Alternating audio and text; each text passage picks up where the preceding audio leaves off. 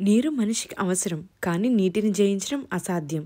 నీరు మనిషికి దేవుడిచ్చిన వరం. అదే మన జీవనానికి మూలం. ఇది న్యూజిలాండ్లోని వైనోమాటా బీచ్. ఇక్కడ నుండి నిలబడి చూస్తే ఇదే ప్రపంచానికి చివర అంచు అన్నట్టుగా అనిపిస్తుంది. మనిషి సముద్రాలు దాటాడు, నౌకలు నడిపాడు, నీటి లోపలికి ఈదాడు, వంతెనలు ఆనకట్టలు కట్టాడు. అయినా నీటి ముందు మనిషి సంపూర్ణ విజయం సాధించలేదు. ఎగిరే అలలను ఆపలేము, ఎగిసిపడే వెల్లువలను దారి మళ్లించలేము. సముద్రం యొక్క తలా తోకను కొలవలేము, సముద్రం యొక్క బరువును త్రాసులో వేయలేము, సముద్రం నుండి వచ్చే ఉపద్రవాన్ని అస్సలు ఆపలేము. కేవలము కనుచూపు మేర వరకు చూడగలం.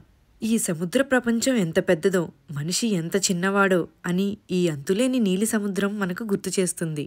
ఈ సముద్రం కొండల మధ్యలో ఉన్నప్పటికీ ప్రతి ఒక్కరూ ప్రభుత్వ సూచనలు పాటిస్తూ పర్యావరణానికి ఎలాంటి అంతరాయం కలిగించకుండా ఇక్కడ ప్రజలు క్రమశిక్షణగా తమ బాధ్యతను నిర్వహిస్తున్నారు. ఇలాంటి ప్రదేశాలకు వచ్చినప్పుడు వాతావరణ సూచనలు తప్పకుండా చూసుకొని రావాలి.